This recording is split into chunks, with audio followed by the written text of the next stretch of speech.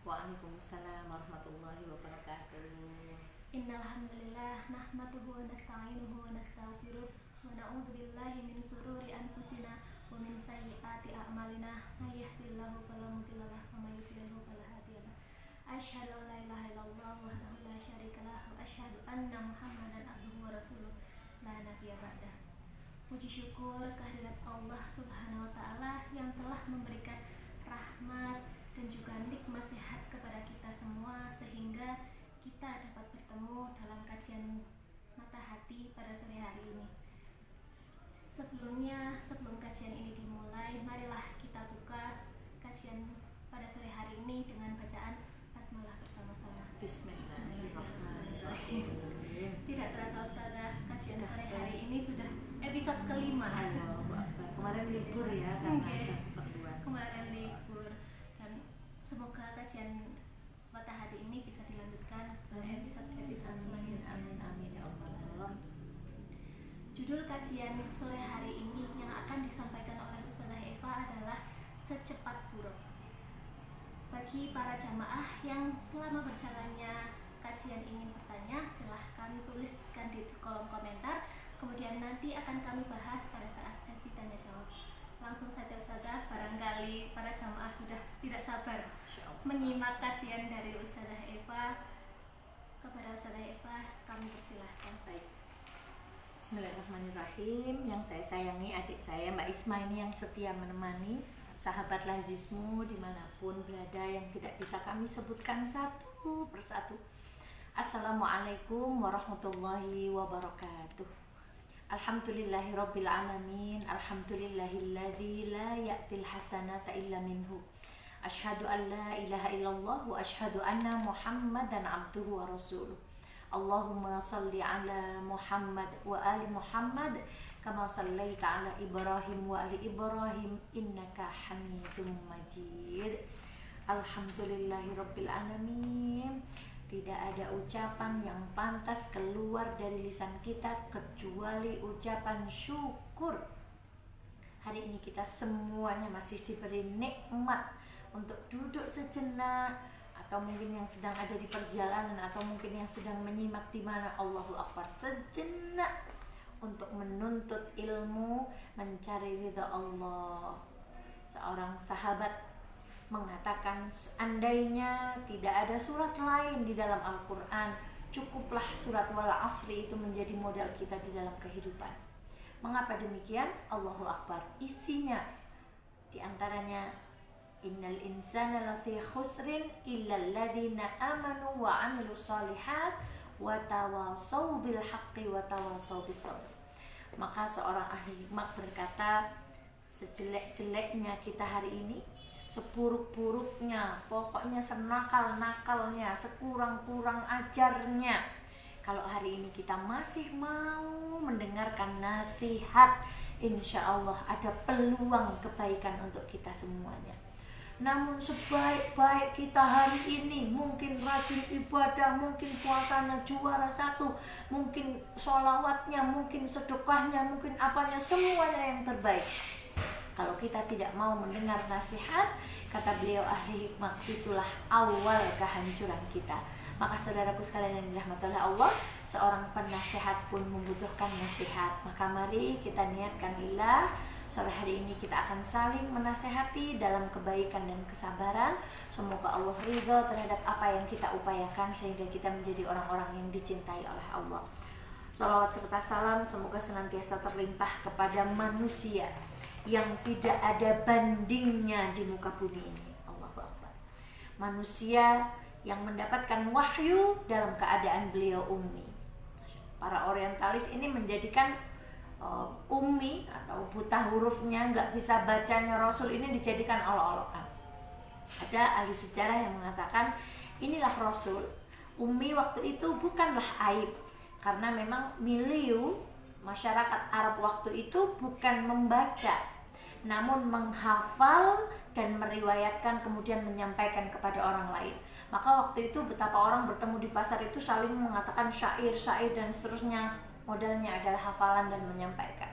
Bukankah baginda Muhammad SAW pernah mendapatkan wahyu sekaligus Surat Al-An'am 1 juz lebih 1 lembar, diturunkan sekaligus oleh Jibril, dan baginda Muhammad SAW langsung hafal. Allahu Akbar walillahi. Kecerdasan seperti apa? Maka Ummi ini bukan aib, karena beliau punya kecerdasan yang luar biasa.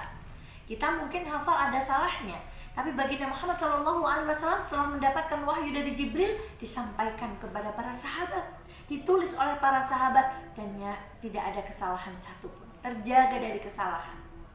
Maka ibunda sekalian yang dirahmati Allah, kemudian ketika mungkin saya kecil, kita sekolah SMP SD itu ada orang yang disuruh nulis di papan tulis, karena waktu itu memang bahwa milieu belajarnya, tren keilmuan waktu itu menulis. Itu kalau yang tulisannya bagus tuh disuruh nulis di depan itu sama guru-gurunya itu.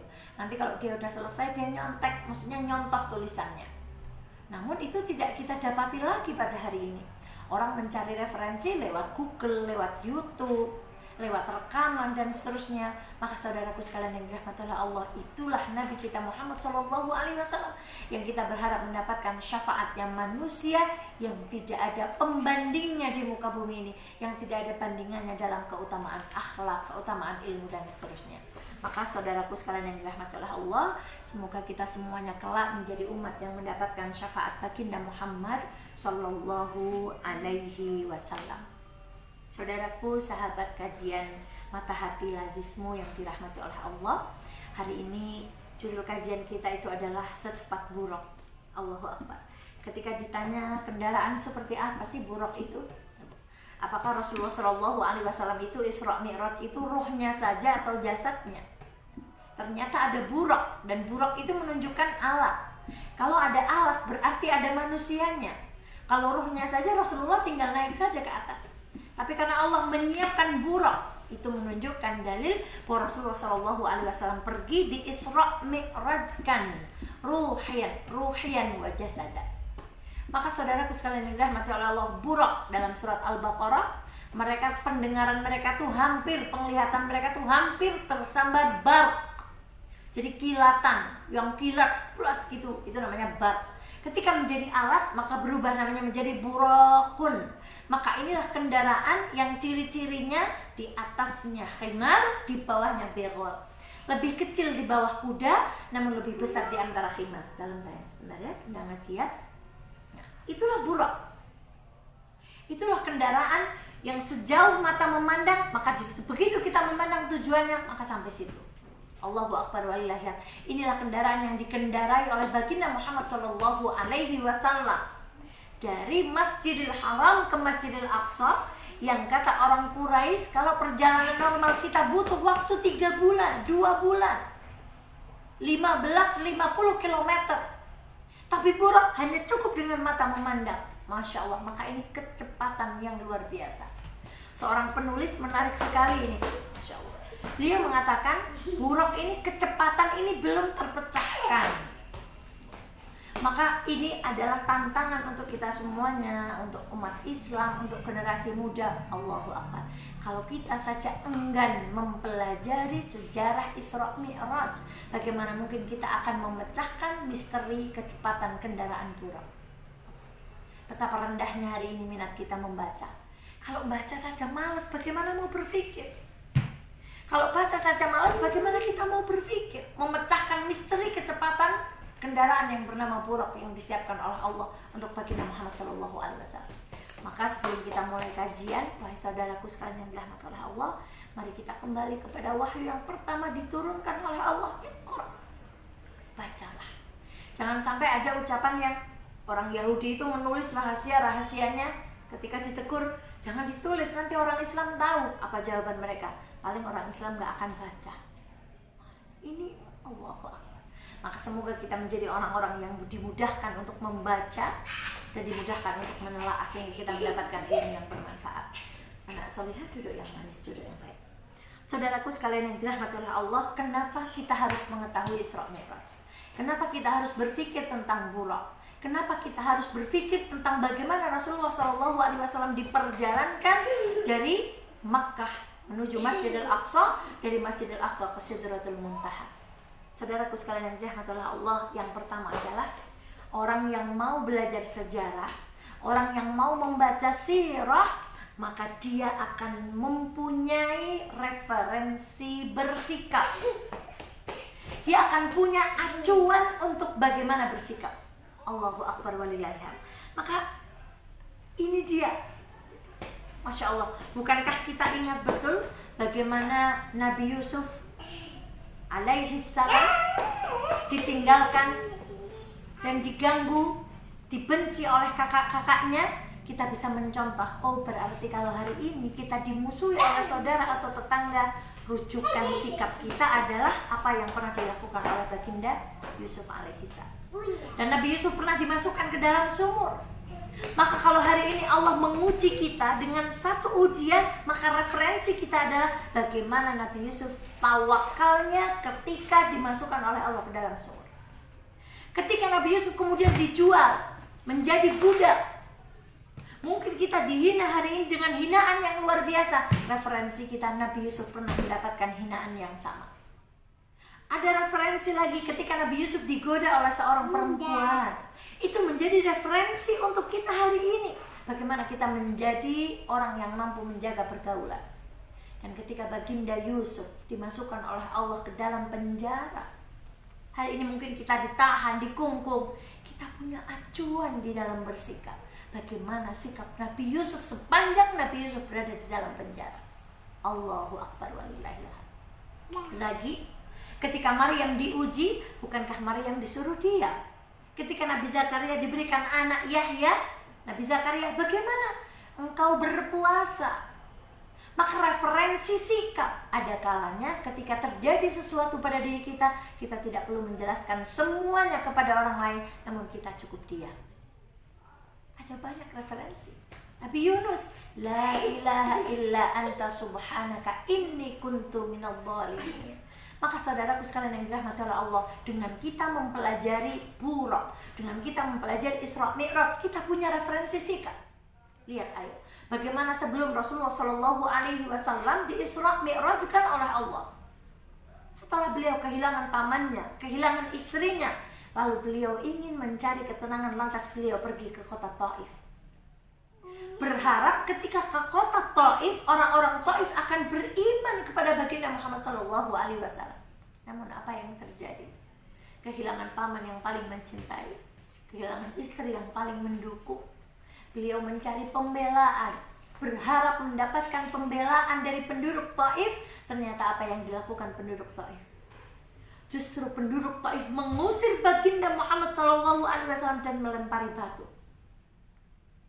Ketika Rasulullah kemudian dalam satu riwayat dikatakan penduduk Taif itu berjajar di pinggir jalan melihat baginda Muhammad SAW diusir dari kota mereka sambil dilempari batu. Seperti apa sakitnya baginda Muhammad SAW. Lantas beliau kemudian berlindung di balik bukit. Masya Allah, bahasa Wonosobo ini saking gempongnya, malaikat gak terima utusan Allah diperlakukan demikian oleh penduduk Taif. Maka datanglah malaikat gunung berkata kepada baginda Muhammad SAW, ya Muhammad, pilih gunung yang paling gede, tabruk ke penduduk Taif. Tapi apa yang dilakukan baginda Muhammad SAW? Ini referensi sikap buat kita. Kata Rasulullah SAW, tidak beriman bapaknya hari ini, semoga Allah memberikan keimanan kepada anak cucu mereka. Semoga Allah memberikan keimanan kepada anak turun mereka. Maka jangan wahai malaikat gunung. Ini referensi sikap. Bagaimana kalau hari ini dalam dakwah kita mendapati rintangan? Bagaimana kalau hari ini teman-teman diuji dengan keluarga, dengan ekonomi, dengan hinaan, dengan tekanan, dengan kungkungan? Ini dia referensi sikap yang kita pelajari dari Isra Mi'raj. Baginda Muhammad SAW mengembalikan semua permasalahan kepada Allah dan mengatakan, biarkan bapaknya tidak beriman. Aku berharap dari anak-anaknya akan ada orang yang beriman kepada Allah dan mengikuti nabinya. Maka saudaraku sekalian yang dirahmati oleh Allah, orang yang mau belajar sejarah, dia punya referensi sikap. Saat ada masalah rumah tangga, saat ada masalah ekonomi, saat diuji dengan sakit, ada Nabi Ayub. Saat diuji dengan kekayaan, ada Nabi Sulaiman. Saat usia 40 tahun, ada doa Rabbi auzi'ni an ashkura ni'mataka allati. Saat tidak punya anak, ada referensi sikap. Saat Allah belum pernah memberikan rezeki anak, ada referensi sikap. Menghadapi orang sombong, menghadapi raja, penguasa yang sombong, ada referensi sikap. Bagaimana Nabi Musa, bagaimana Nabi Yusuf, bagaimana Nabi Nuh, semuanya ada. Makanya Allah berfirman di dalam surat Hud ayat 120, apa kata Allah? Wa kullan naqussu 'alaika min anba'ir rusul ma nuthabbitu bihi fuadaka wa ja'aka fi hadhihi al-haqq wa maw'izah wa dzikra lil mu'minin. Ya Muhammad, aku ceritakan kepadamu kisah-kisah rasul terdahulu supaya hatimu tetap. Dan dari kisah-kisah itu Allah akan mendatangkan untuk orang mukmin 3 hal. 1, kebenaran. Jadi kisah kita itu real. Wa mau'izatan, dan dalam setiap kisah itu ada mau'izah, ada nasihat. Dan apa kata Allah? Wa dzikra. Kalau baik-baik itu namanya nasihat. Kalau yang keras, kalau yang itu untuk mengingatkan kita namanya dzikra. Supaya menjadi peringatan untuk kita, supaya kita tidak mengambil sikap orang-orang yang dimurkai oleh Allah yang telah diriwayatkan di dalam kisah-kisah. Maka bukankah ketika Rasulullah SAW dimi'rajkan ke langit dunia, naik langit 1, langit 2, langit 3, langit 4, langit 5, langit 6, langit 7, Rasulullah SAW bertemu dengan para nabi. Dan bukankah Rasulullah SAW ketika diperintahkan untuk sholat 50 kali, beliau turun berjumpa dengan Nabi Musa. Jangan ya Muhammad, sudah aku uji cobakan kepada umatku, gak bisa. Yang ditemui Rasul ini adalah nabi-nabi yang punya ujian yang luar biasa. Bertemu dengan Nabi Musa, bagaimana dakwah Musa terhadap Fir'aun. Maka ini untuk menetapkan hati baginda Muhammad SAW yang guncang karena diusir penduduk Taif, karena kehilangan pamannya, karena kehilangan istrinya, dimi'rajkan oleh Allah sampai ke Baitul Ma'mur, ke Sidratul Muntaha, untuk hatinya menjadi tetap. Oh, umat terdahulu lebih berat lagi ujiannya, nabi-nabi terdahulu lebih berat lagi ujiannya, maka tetaplah baginda Muhammad SAW hatinya. Lantas, saudaraku sekalian yang dirahmati Allah, referensi bersikap inilah yang coba orang-orang putuskan dari diri kita. Maka lihat bagaimana sekarang anak muda itu senang dengan Korea. Bagaimana anak-anak kecil itu senang dengan cerita fiksi. Ada Ultraman. Bagaimana bapak-bapak itu dialihkan menjadi senang bola, motor GP dan seterusnya. Bukan tidak boleh, tapi tidak boleh berlebihan. Bagaimana seorang ibu dilenakan dari cinta kepada sejarah, dari cerita kisah-kisahnya dan kebesaran Islam, dicintakan kepada kecantikan, penampilan, kulit yang glowing dan seterusnya. Sehingga apa? Ada anak muda yang merasa senang kalau penampilannya sudah seperti sebuah sinetron. Anak solehnya duduk yang baik. Maksudnya, ada anak muda yang bangga kalau pakaiannya sudah seperti sinetron atau film yang diidolakannya. Seorang ibu merasa cukup apabila dia berpenampilan cantik, mohon maaf kulitnya kemudian Allah Akbar. Seorang bapak merasa cukup apabila hari ini mampu memiliki kendaraan-kendaraan yang bermerek. Allahu Akbar. Hilang, putus. Kita nggak punya referensi sikap. Jadi referensi sikap anak muda itu adalah film. Ini kenapa kita harus belajar sejarah.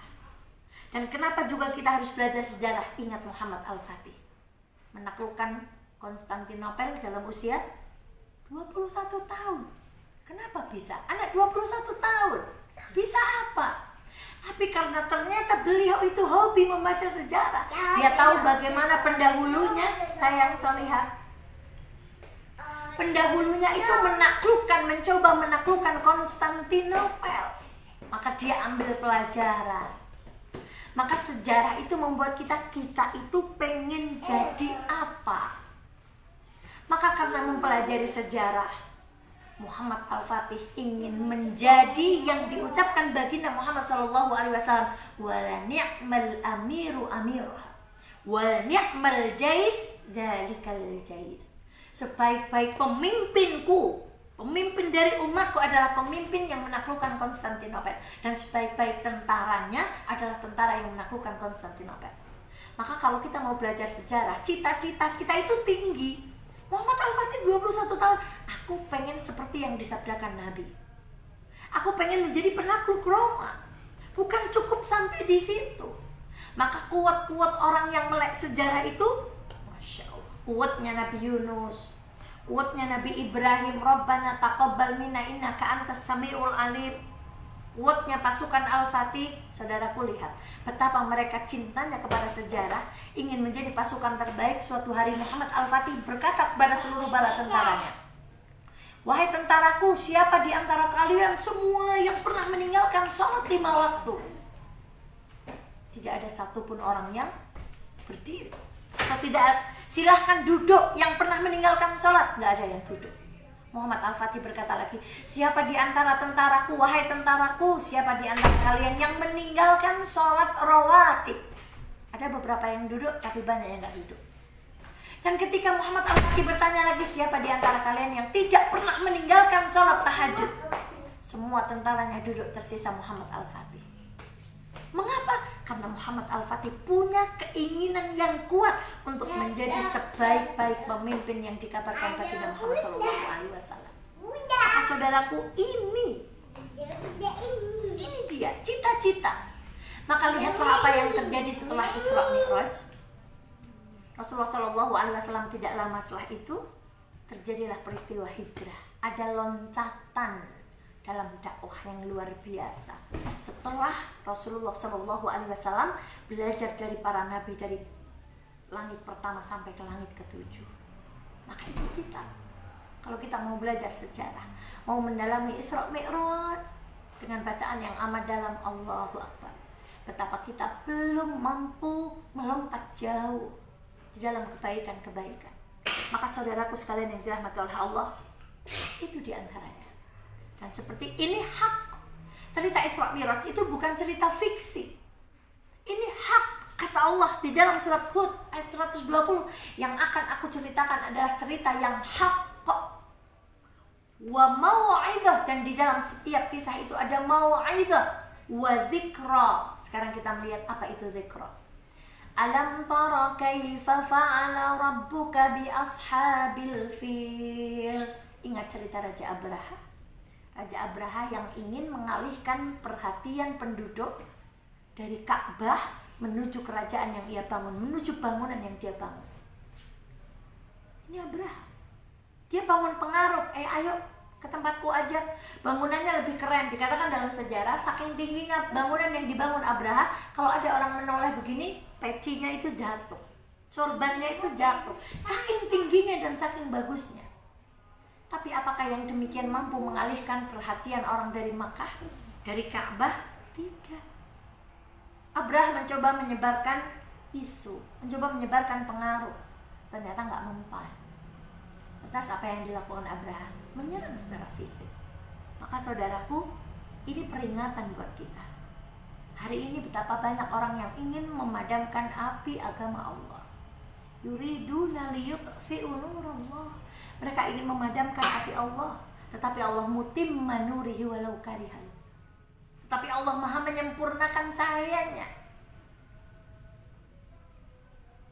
Kalau mereka nggak mampu dengan pengaruh, oke, kamu nggak usah bahas sejarah. Sekarang pada senang film kartun, pada senang tokoh fiktif. Kalau mereka tidak mendapati hati kita terpengaruh dengan itu, mereka akan menyerang kita dengan fisik. Maka saudaraku sekalian yang dirahmati oleh Allah, kita mungkin bukan Abraha, tapi bisa jadi kita itu pasukannya Abraha, pasukan yang ikut-ikutan memadamkan dakwah. Kita memadamkan dakwahnya Allah dengan menjadi pasukan dakwah. Caranya apa? Kita menyebarkan sesuatu yang merendahkan Islam. Kita melakukan sesuatu yang merendahkan Islam. Kenapa? Karena kita tidak mau belajar sejarah. Sikap pemuda itu mestinya seperti apa? Ashabul Kahfi.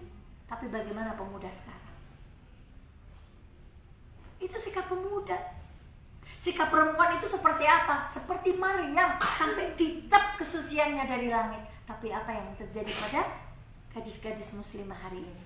Allahu Akbar walillah. meskipun ini sebagian. Maka ini peringatan. Ini peringatan. Dan bukankah ketika Aisyah tertuju berzina dengan Safwan, ketika kalungnya terjatuh, yang menyebarkan pertama Yahudi, tapi yang meneruskan bukan Yahudi, yang meneruskan itu orang Islam. Maka saudaraku, betapa bahayanya ketika kita tidak mengetahui sejarah. Kita bisa menyampaikan sesuatu yang salah dan itu akan tersampaikan terus sehingga yang sesuai dengan tuntunan baginda Muhammad SAW tidak tersampaikan dengan baik.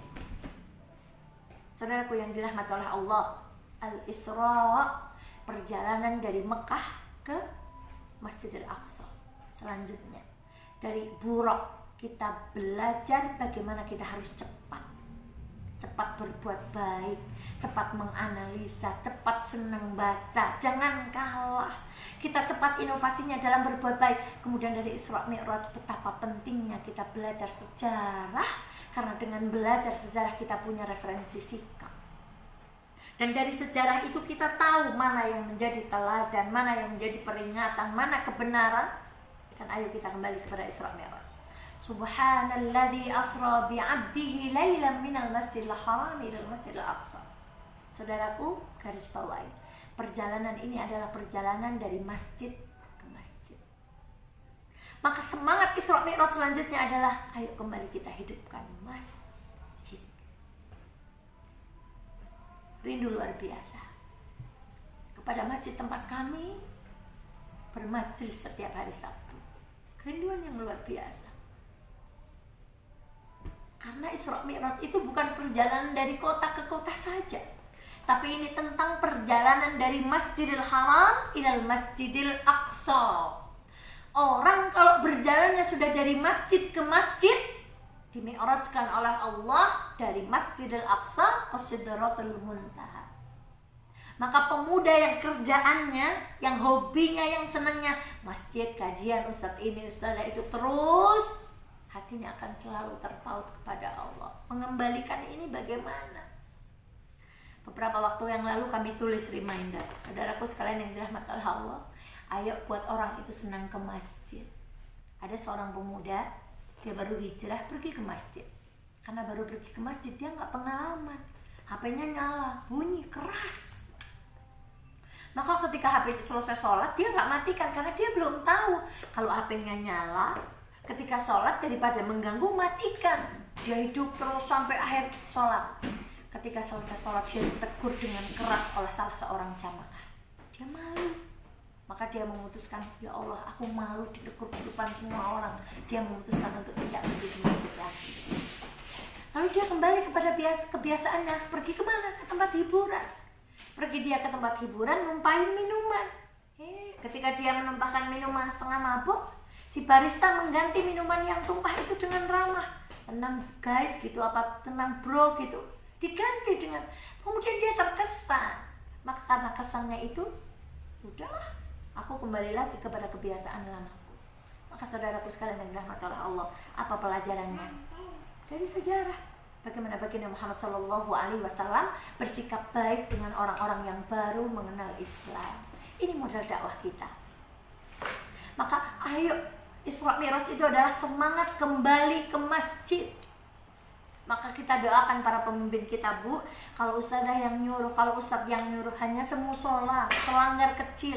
Tapi kita doakan pemimpin kita dengan tanda tangannya, dengan satu jarinya. Mereka bisa membuat aturan ketika maghrib. Masya Allah, bukankah di Masjidil Haram itu kalau azan itu tutup semuanya? Itu bukan ustadz, tapi itu penguasa. Maka saudaraku yang hari ini diamanai kekuasaan, mumpung tanda tangannya masih diperhitungkan oleh manusia, buatlah keputusan yang mengangkat derajat agamanya Allah. Mumpung telunjukmu masih bisa engkau gunakan untuk mengatur, maka gunakan telunjuk, wahai para saudaraku yang dititipi oleh Allah kekuasaan, untuk menegakkan agama Allah. Wahai saudaraku yang dititipi kekuasaan dengan pakaian. Mungkin kalau Mbak Eva nyuruh, di tengah jalan ada orang wer, ayo ke masjid, tambah ditabrak. Tapi kalau yang nyuruh berseragam tentara, berseragam polisi, mereka akan manut. Ayo, jangan balap motor, tapi kita sholat berjamaah ke masjid. Allahu Akbar. Maka saudaraku sekalian yang dirahmati Allah, yang seragamnya masih diperhitungkan di hadapan manusia, yang telunjuknya masih bisa digunakan untuk menunjuk dengan kekuasaannya, yang tanda tangannya masih laku di hadapan manusia, gunakan tanda tangan kalian, gunakan telunjuk Bapak Ibu, gunakan seragam Bapak Ibu untuk memutuskan sesuatu yang menegakkan agama Allah, yang membuat masyarakat kita cinta kepada masjid. Dukung masjid-masjid untuk kajian. Allahu Akbar walillahilhamd. Maka Isra Mi'raj itu tidak sederhana yang kita bayangkan. Ini tentang perjalanan dari masjid ke masjid, tentang seorang pemuda. Ajarkan untuk kita bagaimana hati kita selalu tertambat kepada masjid. Allahu Akbar walillahilhamd. Maka apa pelajaran selanjutnya? Ketika Rasulullah SAW diperjalankan Isra dan Mi'raj, bukankah diperlihatkan kepada beliau surga dan neraka? Maka itulah pilihan hidup kita. Kalau tidak benar, salah. Pilihan kita surga atau neraka. Maka ketika beliau berjumpa dengan Ibrahim, kemudian Nabi Ibrahim berkata, "Wahai anakku, aku ajarkan kepadamu satu kalimat," menurut satu riwayat, "yang itu akan menjadi tanamanmu di surga." Lantas Rasulullah SAW bertanya, "Wahai ayahku, wahai kakekku, wahai Nabi, apa kalimat itu?" Nabi Ibrahim menyebutkan salah satu kalimat, "La haula wala quwwata illa billah." Bukankah kita tidak bisa taat kepada Allah kecuali dibantu oleh Allah? Dan kita tidak bisa meninggalkan dosa kecuali kita dibantu oleh Allah. Maka mohonlah kepada Allah menjadi orang-orang yang cinta, Ibu. Kenapa sih kita itu minta ihdinas siratal mustaqim itu 17 kali? Ibu pernah nggak sih minta kepada orang tua, "Mah kasih uang, Mah kasih uang," 17 kali sampai 17 kali? Tapi Allah mengajarkan kita minta hidayah 17 kali. Karena Allah minta, karena ini penting banget. Karena perkara ini adalah perkara yang sangat penting. Minta hidayah supaya kita selalu ingat bahwa Rasulullah SAW ditunjukkan neraka dan surga itu hak. Dan ini pilihan hidup kita. Mana yang akan kita pilih? Jalan orang-orang yang ke surga atau jalan orang-orang yang ke neraka? Maka saudaraku yang dirahmati oleh Allah, dan lebih menyedihkan lagi, ketika ditunjukkan kepada Rasulullah SAW, yang paling banyak menghuni neraka adalah perempuan. Astagfirullahaladzim. Karena kufurnya kepada nikmat. Sumber fitnah lisan kita. Allahu Akbar walillahilhamd. Jadi Isra Mi'raj itu ayo kita jadikan mau'izah, sekaligus zikra, peringatan bahwa surga dan neraka itu nyata. Nyata. Maka itu pilihan kita. Bagaimana kita memilih? Masya Allah, terbimbing hatinya. Maka Imam Syafi'i, jangan pernah engkau langkahkan kaki ke tempat yang engkau tidak ingin meninggal di sana. Allahu Akbar, ini nasihat yang luar biasa. Bagaimana kita harus memperhitungkan setiap perbuatan kita. Kata ulama yang lain, jangan pernah berkata kecuali engkau bisa mempertanggungjawabkan perkataanmu di sisi Allah Subhanahu wa Ta'ala. Allahu Akbar. Bagaimana kalau hari ini kita berdusta? Bagaimana kalau hari ini kita melangkah ke tempat-tempat yang tidak dicintai oleh Allah? Saudaraku sekalian yang dirahmati oleh Allah, surga dan neraka itu hak kok. Hak. Maka pilihlah. Allahu Akbar wa lillahi. Kemudian saudaraku sekalian yang dirahmati oleh Allah, Rasulullah dikembalikan dari Sidratul Muntaha kembali lagi ke Masjidil Aqsa, kemudian Rasulullah SAW dikembalikan ke Masjidil Haram. Sekarang pertanyaannya adalah, bagaimana sikap orang kafir? Bagaimana sikap kafir Quraisy setelah Rasulullah SAW kembali dari Mi'raj? Ini perjalanan malam hari, asra bi'abdihi laila. Kemudian ketika pagi harinya Rasulullah SAW lihat termenung, tokoh Quraisy mendeketin Nabi Muhammad SAW. Ada apa wahai Muhammad? Nabi Muhammad SAW bercerita bahwa tadi malam ia diperjalankan Isra wal Mi'raj. Kira-kira Abu Jahal tertawa atau percaya? Wah, ini kesempatan nih buat jatohin Muhammad. Ini kebohongan yang nyata, buat jatohin Muhammad kalau Muhammad itu pendusta. Muhammad, apakah engkau bersedia bercerita-cerita yang sama kalau aku kumpulkan seluruh penduduk Quraisy? Maka dikumpulkan seluruh penduduk Quraisy untuk mendengarkan kisah baginda Muhammad SAW. Dan dengan ikhlasnya baginda Muhammad SAW menceritakan kejadian seperti yang diceritakan kepada Abu Jahal. Allahu Akbar. Kalau kita mungkin ditanya sekali, tanya, suruh ceritain lagi, takon bae lah karo kae wis dongeng kak karo kae kak. Nek orang ngandel takon bae karo kana, tidak. Ini dakwah, gigih menyampaikan. Baginda Muhammad bercerita lagi. Tertawalah orang kafir Quraisy, bahkan beberapa orang muslim itu merasa ragu-ragu. Muhammad ini benar-benar berbohong. Muhammad ini benar-benar telah mengarang cerita. Kata Abu Jahal tuh kan, orang muslim sudah mulai ada yang ragu.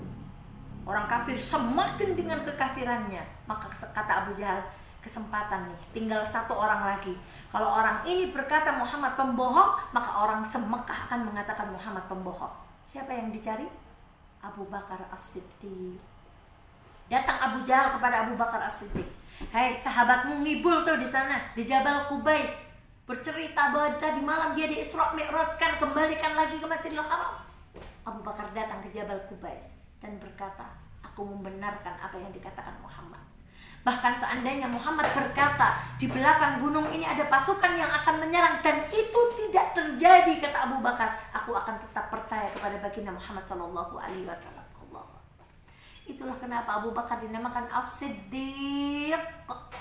Kalau Shadiq itu orang-orang yang benar, tapi As-Siddiq orang yang membenarkan sesuatu yang banyak orang mendustakannya. Lantas apa kata baginda Muhammad SAW? Wahai orang kafir Quraisy, kalau engkau tidak percaya, sebenarnya aku masih punya bukti. Ketika aku pulang dari Mi'raj, kemudian aku diperjalankan dari Masjidil Aqsa ke Masjidil Haram, aku melihat ada kabilah Quraisy yang sedang mengadakan perjalanan pulang dari Palestina. Unta mereka yang paling depan adalah unta berwarna putih, dikalungi kain merah. Yang numpai unta itu adalah fulan. Jumlahnya sekian. Dan ketika mereka di tengah perjalanan, unta mereka lepas. Maka aku katakan dari atas, ketika aku bersama malaikat Jibril, wahai si fulan, untamu ada di lembah sana. Maka mereka mencari unta itu dan ketemu. Kalau engkau tidak percaya, aku punya bukti tersebut. Maka ditunggu oleh orang kafir Quraisy kedatangan kabilah ini. Begitu mereka datang, orang kafir Quraisy bertanya, apakah kamu dari Palestina? Iya, Muhammad benar. Apakah unta yang paling depan berwarna putih? Iya, Muhammad benar. Dari mana kamu tahu? Muhammad yang bicara, Muhammad benar. Apakah unta putih itu dikalungi kain warna merah? Iya, Muhammad benar. Dari mana engkau tahu? Muhammad berkata, Muhammad benar. Apakah yang menumpangi adalah fulan dan jumlah kalian fulan? Segini? Iya. Dari mana kalian tahu? Muhammad benar. Apakah ketika kalian di tengah perjalanan kehilangan unta? Iya. Apakah kalian menemukannya kembali? Iya, Muhammad benar. Bagaimana kalian menemukan kembali? Kami mendengar suara dari langit berkata kepada kami, wahai fulan, untamu di lembah sana. Maka kami menuju sana dan dapati untanya. Allahu Akbar, sudah benar. Dan Rasulullah SAW waktu itu diminta untuk menyebutkan ciri-ciri Masjidil Aqsa. Dan Rasulullah SAW menyebutkan dengan gamblang. Sudah datang kebenaran di depan mata. Tapi apa yang dilakukan penduduk Quraisy? Beriman? Tidak. Jadi kita nggak usah kaget kalau hari ini ada orang dinasehati dengan kebenaran. Kita sampaikan dalilnya, kita sampaikan kisahnya, kita sampaikan resikonya, tetapi mereka masih enggan untuk bergabung dengan kita dalam kebenaran. Sudah ada contohnya. Yang menjadi penting untuk kita adalah bagaimana kita bersikap kepada saudara-saudara kita yang belum mempercayai kebenaran itu. Maka apakah kita tinggalkan? Tidak. Bagi seorang pendakwah, teman-teman yang belum datang ke masjid, teman-teman yang hari ini diuji oleh Allah belum menutup aurat, bukan untuk kita tinggalkan, tapi untuk terus-menerus kita sampaikan. Jadi selalu akan ada ketika Allah meminta kita melakukan sesuatu, ada pembangkang dan ada orang yang membenarkan, seperti Abu Bakar As-Siddiq. Maka itu pilihan kita. Kita mau jadi pembangkang atau menjadi orang yang mendukung kebenaran. Kita mau menjadi perusak agamanya Allah atau kita ingin menjadi penegak agamanya Allah. Dan dari semuanya itu, Masya Allah, satu malam, innallaha ala kulli syai'in qadir. Kalau Allah mampu memperjalankan baginda Muhammad SAW dalam satu malam ke Sidratul Muntaha, kenapa Allah tidak mampu merubah hidup kita? Maka saudaraku yang belum berjodoh, saudaraku yang diuji belum punya putra, saudaraku yang diuji belum punya rumah, saudaraku yang diuji dengan orang tuanya, saudaraku yang diuji dengan tetangganya, saudaraku yang diuji dengan bisnisnya. Kalau Allah mampu memperjalankan Rasulullah SAW dalam satu malam, kenapa Allah tidak mampu merubah kehidupan kita? Minta. Dan pastikan kita berpihak pada kebenaran. Pastikan kita orang yang punya referensi bersikap dengan cara membuka Al-Quran. Itu Rasulullah. Kalau Allah mampu, dan Isra Mi'raj itu adalah perkara iman. Kita sudah sampaikan kajian kemarin hari Ahad. Ilmu itu, kalau ilmu umum, letaknya di otak. Untuk meyakinkannya dengan cara dicoba. Pasti bentuknya sesuai dengan tempat dia. Tapi kalau ilmu agama, tempatnya di mana? Hati. Meyakinkannya dengan apa? Iman. Nah, kita beriman betul ketika yang kencing itu adalah kubul, yang kentut itu adalah dubur. Tapi yang diwuduin anggota wudhu kita. Maka saudaraku sekalian yang dirahmati oleh Allah, ini adalah tentang iman. Maka yang terakhir adalah, bukankah ketika Rasulullah SAW naik ke langit, para penduduk langit menyambut baginda Muhammad SAW. Kalau penduduk langit saja bahagia dengan kedatangan manusia yang paling mulia, sebesar apa kecintaan kita kepada baginda Muhammad SAW? Apa yang ingin kita persembahkan ke dalam Islam? Ketika seorang perempuan, suaminya meninggal, anaknya meninggal, semua anggota keluarganya meninggal, dia bukan menangis, tapi dia bertanya, apakah Rasulullah SAW selamat? Iya. Maka selama Rasulullah SAW selamat, tidak ada apa-apanya ujian yang menimpaku. Begitu besar kecintaan beliau kepada baginda Muhammad SAW. Maka saudaraku, mari kita perbanyak sholawat kepada Muhammad SAW. Kita berusaha menjadi hamba yang mencoba mentaati setiap aturan yang dituturkan oleh baginda Muhammad SAW. Ayo kita belajar sejarah, karena dengan itu kita punya referensi sikap dalam musibah apapun. Yang kedua, dengan kita belajar sejarah, cita-cita kita itu menjadi tinggi. Kita menjadi orang-orang yang berpikir futuristik. Oh, kelak akan ada tegak lagi kepemimpinan Islam, kita optimis. Oh, kelak akan ada pemimpin Imam Mahdi, kita optimis. Oh, kelak Roma akan ditaklukkan, kita optimis. Cita-citanya ke depan.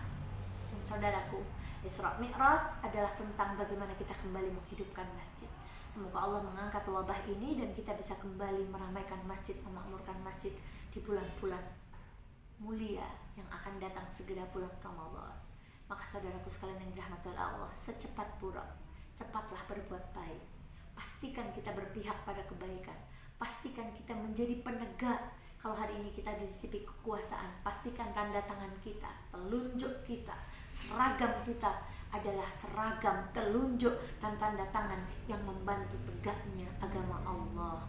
Dan pastikan kita menjadi orang-orang yang berada di barisan kebenaran, di barisan Abu Bakar yang selalu membenarkan apa yang dikabarkan oleh Allah, bukan ragu-ragu apalagi membantah. Wallahu musta'an. Semoga bermanfaat, utamanya untuk yang bicara, untuk yang mendengarkan. Mohon maaf kepada sahabat kajian Mata Hati, hari ini iklannya banyak, ya Allah. Anak kami ikut ke sini, doa kami, ya Allah, hari ini ibumu tidak mau bermaksiat, nah. Hari ini ibumu ingin berbuat baik, supaya hari ini kamu yang loncat-loncat kelak bisa meneruskan kebaikan-kebaikan yang dilakukan orang tuanya. Hari ini ibu ingin mencari ilmu supaya kalau engkau derajatnya diangkat oleh Allah karena terlahir dari orang-orang yang mau belajar. Maka mohon maaf lahir batin atas ketidaknyamanan kajian kita sore hari ini. Semoga kita semuanya menjadi orang-orang yang dicintai oleh Allah. Subhanakallahumma wa bihamdika asyhadu an la ilaha illa anta astaghfiruka wa atubu ilaik. Assalamualaikum warahmatullahi wabarakatuh. Alhamdulillahirabbil alamin. Masya Allah, ini selimut lengkap dengan semuanya. Allah Akbar wa lillahil hamd. Alhamdulillahirobbilalamin. Alhamdulillahirobbilalamin, ya Allah. Semoga kajian yang sudah disampaikan oleh Ustazah ini bisa memberikan pencerahan dan juga ketentraman hati untuk saya sendiri dan juga untuk jamaah kajian Amin, amin ya rabbal alamin, amin ya rabbal alamin. Memasuki sesi tanya jawab, mengingatkan bagi para jamaah kajian mata hati yang ingin bertanya, silahkan tulis di kolom komentar, kemudian nanti akan kami bahas. Pertanyaan pertama Ustazah, Bismillahirrahmanirrahim. bagaimana tips dan cara agar kita bisa meningkatkan minat untuk membaca? Allahu Akbar. Ini pertanyaan yang sama dengan pertanyaan ketika kajian Karimah. Ya Allah, bismillahirrahmanirrahim. Saudaraku sekalian yang dirahmati oleh Allah, membaca itu bagi orang Islam itu adalah ibadah. Kita baca buku, kalau niatnya bismillah, itu ibadah. Kita baca Quran, kalau niatnya bismillah, sayang solihah, nggak boleh nak, itu menjadi ibadah.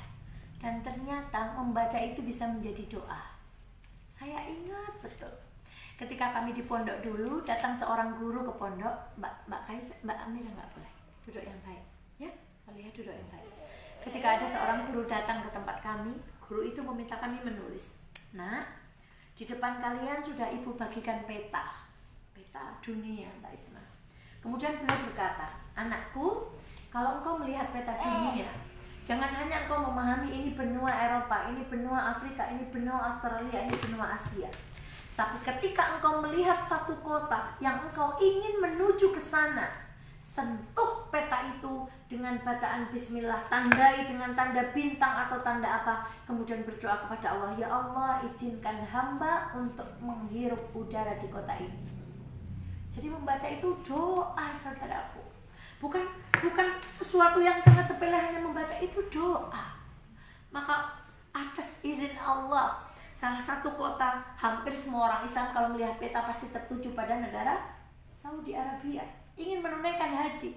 Saudaraku yang dirahmati oleh Allah, atas ilmu yang diberikan guru kami tahun 2010, waktu itu usia kami kurang lebih 24 tahun, Allah mengizinkan saya menghirup udara kota Mekah dan Madinah. Dari apa? Dari membaca. Lagi, kalau engkau melihat peta yang lain, tunjuk, berdoa kepada Allah supaya kakimu bisa ke sana. Dan ada beberapa kota yang tidak kami tunjuk. Qadarullah, pesawat ketika mau berangkat ke Mesir itu ngisi bahan bakarnya itu sampai nginep di kota Abu Dhabi. Kami menghirup kota Abu Dhabi atas izin Allah. Ketika pulang, Masya Allah, pesawatnya Qatar itu berhenti di negara Qatar cukup lama. Kami menghirup udara negeri Qatar. Ketika kami haji, waktu itu kami tidak punya cukup uang, orang tua kami tidak punya cukup uang, kami memilih untuk berhaji dengan kapal. Dan apa yang Allah berikan kepada kami? Kami diberikan izin untuk menyeberangi Laut Merah. Itu dari membaca. Dan saudaraku penanya, Mbak Eva dulu ke Mesir, itu salah satu penyemangatnya itu gara-gara membaca novel Air Cinta. Itu membayangkan, Sungai Nil kayak apa api kayak ya Allah, Allahu Akbar. Saya kelepeng, saya gunting di Republika itu di pondok, saya jeglek pakai klip itu. Kemudian dipinjam teman-teman. Itu menjadi doa, ya Allah izinkan aku menghirup udara Mesir. Menjadi kenyataan. Maka saudaraku, pengen lebih semangat lagi membaca, membacanya bukan hanya berniat untuk mendapatkan ilmu pengetahuan. Ketika membaca, itu berdoa kepada Allah. Kalau bahasanya tentang anak, semoga anak kita menjadi anak saleh. Kalau ceritanya itu tentang kekayaan, semoga Allah titipkan kepada kita dunia di tangan tidak bahagia. Kalau ceritanya tentang jabatan, ya Allah, kalau aku punya jabatan, tolong jadikan itu sebagai amanah, bukan sebagai kesombongan. Terus Kalau itu tentang kecantikan, kita berbicara tentang Maryam yang cantik, Asiyah yang cantik, Khadijah yang cantik, Zulaiha, Imro'at Aziz yang cantik. Ya Allah, kalau Engkau titipkan aku kecantikan, maka tolong jadikan itu sarana untuk ibadah. Jadi saudaraku, membaca itu cita-cita, membaca itu doa, membaca itu adalah tentang mewujudkan mimpi. Maka apa yang kamu baca itu menjadi penyemangat untuk kita. Hari ini Mbak Eva membaca buku Ketika Bunda Tiada yang ditulis oleh Ustadz Yasir LC. Itu menginspirasi. Ya Allah, kenapa saya nggak bisa nulis kayak gitu? Kalau anak-anak sudah nggak ada, mereka akan membaca tulisan-tulisan kita. Selamat cinta membaca. Saya punya anak 4, tapi insya Allah masih sayang sekali dengan kegiatan membaca. Senang sekali. Pulpen, menulis, buku itu ada selalu di samping kami, dan kami ingin selalu membaca. Semoga dimudahkan oleh Allah menjadi orang-orang yang senang membaca. Minta kepada Allah. Allahu Akbar. Jadi astagfirullahaladzim. Ya karena membaca itu betul-betul Allah itu mewujudkan salah satu dari sekian banyak cita-citanya Mbak Eva dari membaca. Allahu Akbar atas izin Allah. Kemudian pertanyaan kedua, bagaimana jika kita dibenci atau dimusuhi orang lain, kita tidak kembali membencinya dan ikhlas memberikan sikap yang baik kepada mereka? Allahu Akbar walillahilhamd. Sesuai dengan tema kajian hari ini, dengan membaca sirah kita punya referensi sejarah. Puncak kedengkian saudaranya Nabi Yusuf itu apa? Memasukkan Nabi Yusuf ke dalam. Jadi puncak kedengkian saudaranya Nabi Yusuf justru menjadi awal kejayaan Nabi Yusuf yang luar biasa. Bukan demikian, sejarah mengatakan Nabi Yusuf dimasukkan ke dalam sumur, dijual sebagai budak, dibeli. Kemudian Nabi Yusuf digoda, dimasukkan ke penjara, sampai Nabi Yusuf diamanati oleh pembesar Mesir sebagai bendahara yang mengatur seluruh negara Mesir. Maka sungguh kedengkian orang, kebencian orang kepada kita, kalau kita punya ilmunya seperti Nabi Yusuf, itu akan menjadi pondasi kita menjadi orang-orang yang baik. Dan lihat referensi-referensi sejarah, apa Nabi Yusuf membalas? Tidak. Apakah Nabi Muhammad tadi mengiyakan ajakan malaikat gunung untuk nimpukkan gunung? Tidak. Apakah Nabi Nuh ketika dihina, Nabi Nuh kembali menghina? Wallahi tidak. Apakah Nabi Ayub ketika diuji sakit kemudian dihina, oh sekarang miskin? Nabi Ayub tidak membalas. Dan betapa banyak referensi-referensi sikap di dalam Al-Quran dari kisah-kisah. Itu kenapa kita membaca kisah, kaitannya dengan membaca, kita akan punya referensi kitab. Ketika kita dibenci, kita tidak akan membalas. Karena itu insya Allah kalau kita bersabar, kita tidak membalas dengan ucapan, dengan sikap, dengan raut, itu akan menjadi awal daripada kemuliaan Allah untuk kita. Maka bismillahirrahmanirrahim, minta kepada Allah diberikan hati yang lapang dan diberikan apa? Ketenangan. Banyak orang yang minta lupa ketenangan kepada Allah. Allah itu tidak mengatakan kita tidak akan diuji. Allah mengatakan kamu akan diuji, tapi aku kasih jalan keluarnya. Dan banyak orang yang ketika diuji hatinya tetap tenang. Kenapa? Diberikan nikmat ketenangan oleh Allah Subhanahu wa Ta'ala. Maka saudaraku penanya, semoga Allah memberikan hati yang lapang, mulut yang bersabar tidak mengumpat, raut muka yang tetap nyaman untuk dilihat, tidak membalas kedengkian. Karena kedengkian, puncak kedengkian seseorang, kalau kita memang benar-benar di jalan Allah, itu akan menjadi jalan kebaikan kita, insya Allah. Lagi-lagi baca kisah-kisah dalam Al-Quran, baca kisah Nabi, bagaimana mereka menghadapi orang-orang yang mereka benci. Wallahu ta'ala a'lam bishawab. Pertanyaan selanjutnya, tips agar kita dapat bersyukur dan merasa cukup, itu seperti apa? Idza kunta dza qalbin qunu'in fa anta wa malikud dunya sawa. Kalau engkau punya hati yang qanaah, maka kamu dengan bupati, dengan presiden, dengan raja, dengan ratu, apa itu yang di Inggris, Ratu Elizabeth, Kate Middleton, apa maning itu sama. Maka saudaraku sekalian yang dirahmati oleh Allah, dan qanaah itu tidak bisa kita yang menciptakan, melainkan Allah yang mendatangkan sifat qanaah itu. Maka kita diajarkan apa? Dalam perkara dunia, lihatlah orang yang berada di bawah kita, maka dengan itu kita akan bersyukur. Maka cukuplah nasihat ulama. Kalau hari ini kita bangun dengan perasaan aman, Mbak Isma hari ini bangun aman atau ada ketakutan dibunuh, dipedang, dibom, tidak kan? Hari ini Mbak Isma bisa berpakaian dengan rapi, begitu juga kami. Dan hari ini kita mendapatkan makanan. Sudah makan pagi, sudah makan. Kalau orang sudah mendapatkan itu, kata Rasulullah SAW, sesungguhnya dia telah mendapatkan dunia dan seisinya. Kenapa? Orang kerja mati-matian, lembur siang malam untuk cari apa? Cari makan, untuk beli baju, dan untuk beli rumah yang memberikan ketenangan. Maka kalau hari ini kita sudah punya itu, bersyukurlah. Maka berdoa kepada Allah. Bersyukur itu butuh bantuan Allah. Apa buktinya? Allahumma a'inni ala zikrika wa syukrika. Ya Allah, bantu aku menjadi orang-orang yang bersyukur. Doa yang kemarin, Allahumma qanni'ni bima razaqtani. Ya Allah, berikanlah aku keqanaahan dengan apa yang telah Engkau berikan. Maka syukur dan qanaah tidak bisa kita munculkan dari upaya kita sendiri. Dan salah satu caranya adalah kita memohon bantuan Allah supaya kita menjadi orang-orang yang qanaah dan orang-orang yang bersyukur, insya Allah. Pertanyaan selanjutnya. Alhamdulillahirabbil alamin, masih ada. Oke, ada 2 lagi. Bagaimana cara agar hati kita selalu tertaut pada Allah Subhanahu wa Ta'ala? Allahu Akbar. Saya sekarang sedang memaksa bibir saya untuk bicara. Kalau Rasulullah tidurnya saja zikir. Jadi kalau tidur begini Rasulullah itu berzikir. Lah kalau kita tidur, ya tidur beneran. Bahkan kita berzikir saja itu lupa. Kalau zikirnya itu tidak dengan lisan. Maka saya ingat nasihat guru saya, wahai anak-anakku, paksa mulutmu untuk kau buka. Buka mulutmu, paksa untuk berzikir. Allahu Akbar waliyadam. Maka kita tuh Allahu Akbar sambil masak berdoa. Ya Allah, semoga yang masak-masakan kita itu hatinya menjadi lembut. Sambil nyetrika baju suami, baju anak-anak, semoga pakaian yang kita setrika orang-orangnya yang memakainya menjadi lembut. Jadi salah satu cara untuk kita selalu bertaut kepada Allah, ya ayo kita berzikir. Karena zikir itu adalah bentuk hubungan kita kepada Allah. Dan bagaimana cara kita istiqomah berzikir? Mulutnya dibuka. Jangan kayak gini.